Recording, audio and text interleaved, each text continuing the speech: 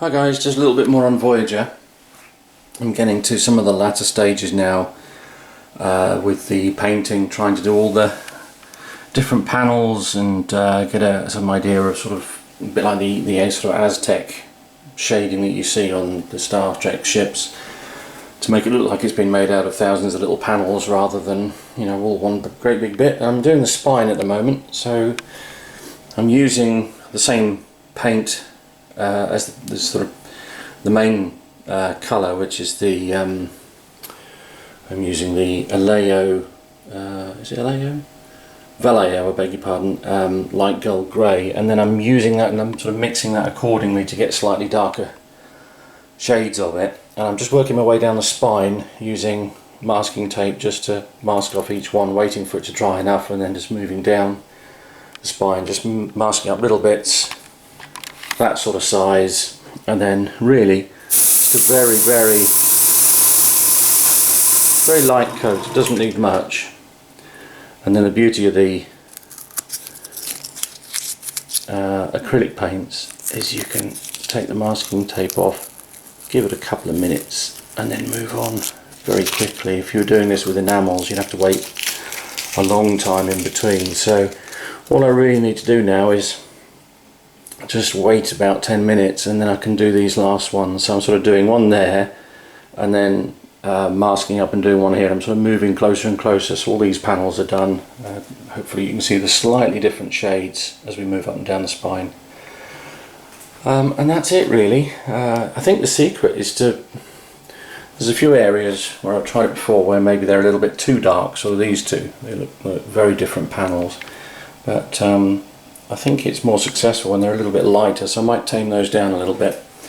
I think it's sort of working a little bit better up and down the spine here, and then of course you've got all the different colour panels there, and on the underneath as well, they're coming on. There's an awful lot of surface detail to do, and more decals on this model than I've seen on any other model. I think so much to put on, but we're getting there.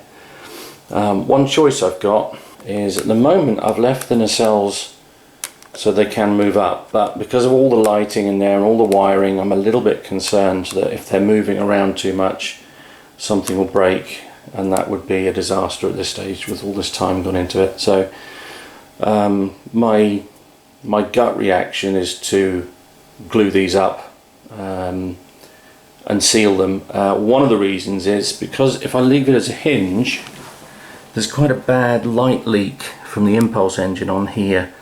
In fact, I'll try and put the batteries in there now and just show you quickly.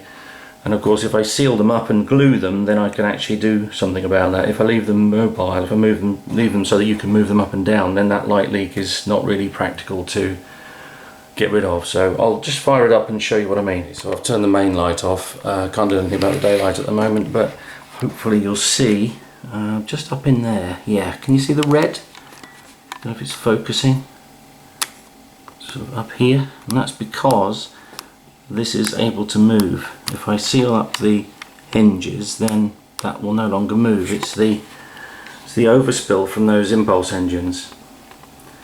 So I'm thinking it would be better to just seal them up myself, but that's one of there's a lot of decisions to make when you're trying to build one of these models to this sort of level of detail with all the lighting and stuff that's going into it. So that looks a bit purple in the camera, but in real life it's blue, I assure you. I've got to do the two radar dishes. There's one there and there's one to go in the front there. I'm trying to add a little bit of detail in these lateral sensor arrays, which are these funny little things here, and then I'm going to do a bit of a wash. I did a little wash in the side ones and they came out quite nice. So there we go. On we go. I'll report in again soon. Oh, just found another light leak, and that again is because of, where is it? The hinge. Can you see that right in the centre of the screen? That's, again, it's because this is a moving hinge. Oh, there you are. Yeah, that gives you a perfect example.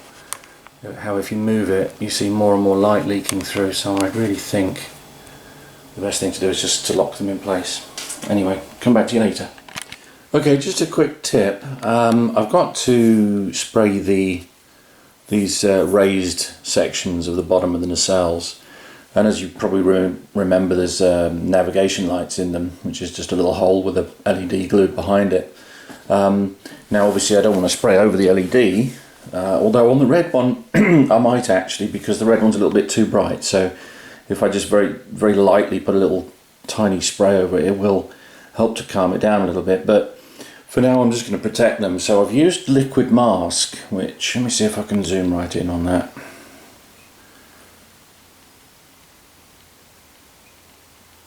See the pink stuff in the hole? Ooh. It's the same on both sides, and all it is this stuff. It's made by Humbrol. It's called Maskol. It's just liquid masking basically. So instead of making trying to cut tiny shapes out of masking tape, you just put a drop of this in. You wait for, let me remember, because I can never remember. It's only a few minutes, I think. 15 to 20 minutes, and then it will be dry and flexible.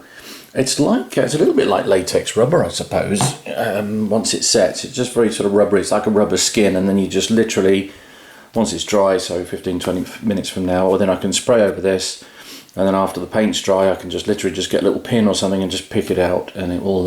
It should all come out in one piece. It's not always very neat to deal with. I used it for the sides of the nacelles where you've got the blue lights glowing out of the warp coils, and you get little bits that get left behind, and that's quite difficult to clean out, because if you push too hard you might push the glass or the clear plastic side walls in, and then you're really stuck. So it's not always the right thing to use. It's not always the easiest thing to use, but there are occasions where it can be quite useful. So I'm going to give that 15-20 minutes, make a cup of coffee, come back and spray those, and I'll see you later. Hi all, just a little catch up on Voyager. I'm working on the underneath, or the ventral section, I suppose you'd call it. The underneath basically. Just trying to do all the different coloured panelling and add a little bit of detail, much as I did on the top. I'm going to try and bring out a little bit more detail on the captain's yacht here, which is the little escape vehicle underneath. And you've probably seen the back at the top recently. Got quite a lot of detail on there now. Got the upper deflector array on there. Forward sensors, lateral sensors arrays around here. Try to add a little bit of detail to them. So we're getting there. A little bit of detail around the back end, the shuttle bay area. I always have trouble figuring out what colour the phaser rings are supposed to be. I always thought they looked quite good copper, but they're more of a beigey colour according to the reference photographs I've got, which I'm not so keen on, but I guess it should be accurate, not just what I like. Hi all, it's just another little update on the Voyager build. Now I don't know if you're going to notice any differences or not actually, but believe it or not, I've just been adding more and more surface detail, slightly different coloured panels, a bit like the Aztec markings that you get on Enterprise. I haven't found a masking set for this, so it's all just done by hand, just using the little Tamiya masking tape, various different widths. But I'm hoping you can see, as the light reflects off the side, there's some subtle banding and panels like here on the nacelles. If you look at them straight away you barely sort of notice them, but when you get close, or if you get the light in the right place, you can see there are some different coloured sections. So it's not as detailed as the studio models would be, but it sort of gives you a suggestion of the texture, hopefully, or of the different panels. So the deflector dish is on, most of the underneath is done now, probably needs a few more little bits and pieces. Done a bit of detail on the aero, I forget what they call it now, it's basically the captain's yacht, but I think they'd call it, I think on Voyager it's called something else, an aero something or other, but I can't remember. So yeah, so we're getting there. Hi all, just another bit of an update on Voyager. We're on the last of the decals now, which is going to be on the underside, or the ventral hull if you like, but we have a little bit of a problem here, which is slowing me down a little bit, and that is this little chap here. And he's wanting some love, and he's stopping me from getting on. Aren't you, Inky Poo? You're a good boy. You're a good boy. So yeah, let me turn the camera around, and I'll see if I can show you from the other side. Here we go. Camera's turned now. Yes. So this little chap, this is Inky Poo, my very good friend's wonderful, clever, intelligent putty cat. He's just checking everything's alright here.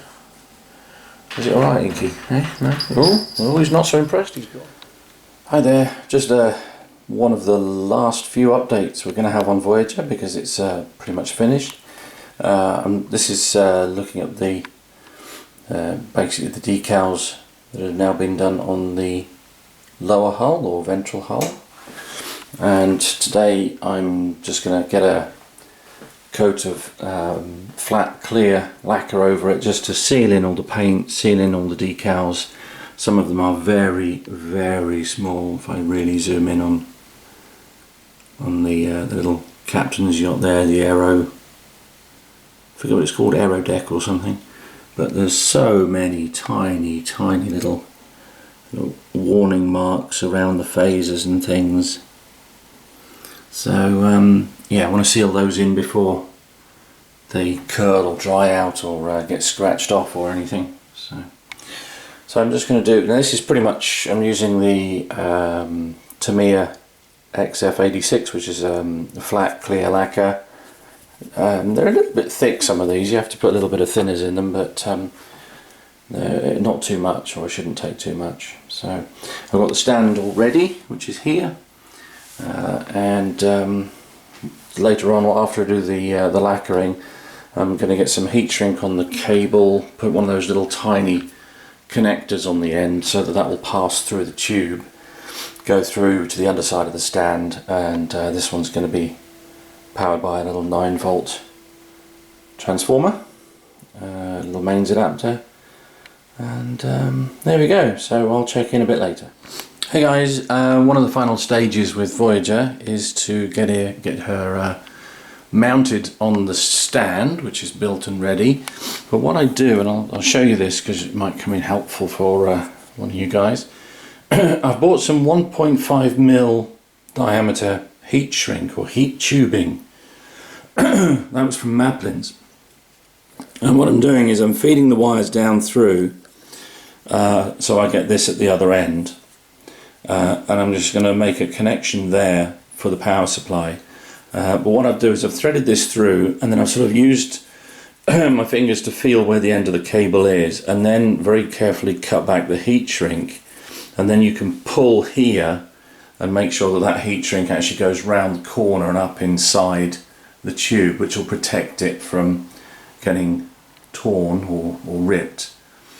But that's worthwhile doing, because you want some strength on this in case anything happens to it. You don't want this to break. Once it's broken, then it's big problems. And there you go, I've pulled about 4 or 5 inches out, which means this now goes up into the tube a good 4 or 5 inches, almost up to the model itself.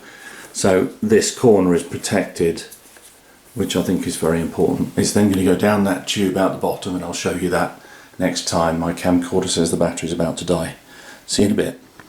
Okay, this is the last bit for Voyager. This is the stand. It's actually matte, but it's still wet, so it looks very, very glossy. So I'm hoping after 24, 48 hours or so that will look nice and matte, and then that'll be the Voyager job finished. I'll do some beauty shots once it's all dry and touchable again. It's far too sticky and wet to do it now.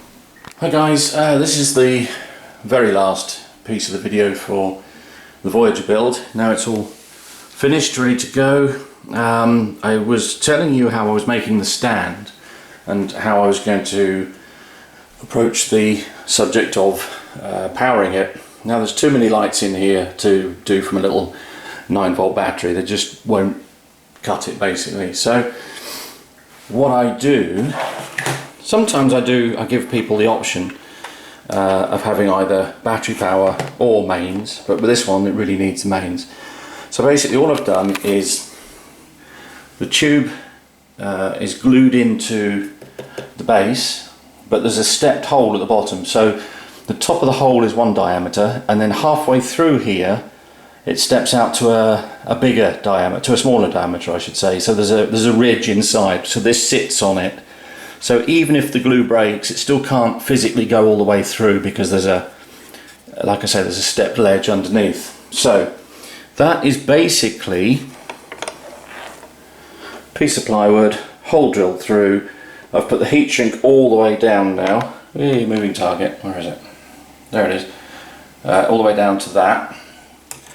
And all you need to do when you want to take the model off the stand, or if you're building it for somebody and you want to send it as a parcel or something, the model just pulls all the way through. Just gently guide that through the hole, because it's only just fits through, so don't sort of take it out too quick or you'll just break it. What I've done here is I've stripped the wires, put one layer of heat shrink there.